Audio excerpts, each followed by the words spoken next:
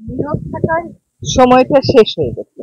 সরকারি পর্যায়ে যদি কোনো নীরবতা থেকে থাকতো, যদি কোনো নিষ্ক্রিয়তা থেকে থাকতো, সেই দিনটা শেষ হয়ে গেছে। তবে একটা কথা সবাইকে মাথায় রাখতে হবে যে নদীর পানি কেবলমাত্র রাজনীতি না, এটা কূটনীতিও, এটা অর্থনীতিও। কাজে আমরা আমাদের মানুষের কথা, আমাদের মানুষের দুর্ভোগ, আমাদের মানুষের প্রত্যাশা, তাদের চাহিদা অনুযায়ী জানি উজানের দেশগুলোর সাথে কথা বলতে পারি, সেটা বুঝতেই কিন্তু আমার আজকে আসা। আমি তো পত্রপত্রিকা এগুলো সবই পড়ে ফেলছি, কিন্তু আসলে আমার পানি উন্নয়ন বোর্ড কোথায় কোন কাজটা তাড়াতাড়ি তার শুরু করা উচিত, জনগণের সেখানে মতামতটা কি, এইটা বুঝতেই আমি আজকে এসেছি। উজানের দেশের সাথে, ভাটির দেশের ভারতের সাথে আমাদের এই সমস্যা কেবলমাত্র যে এই নদীর কেন্দ্রিক তা না, এটা কিন্তু প্রায় সকল নদী কেন্দ্রিক।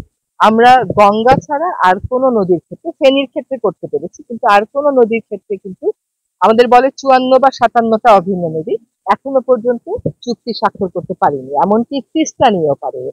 আপনারা হয়তো হঠাৎ বন্যায় অভ্যস্ত না, আপনাদের কাছে এটা অস্বাভাবিক লাগছে, আপনারা তিস্তা পারের মানুষের কাছে যাবেন, তাদেরও দুঃখ কিন্তু এরকমই, এবং সেটা প্রতি বছর এরকম দুঃখ হচ্ছে।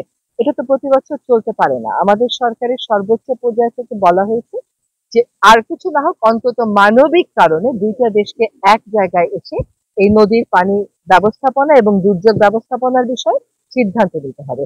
আজকে ৫৩ বছর হয়ে গেল আমরা তিস্তা নদীর চুক্তি স্বাক্ষর করতে পারিনি।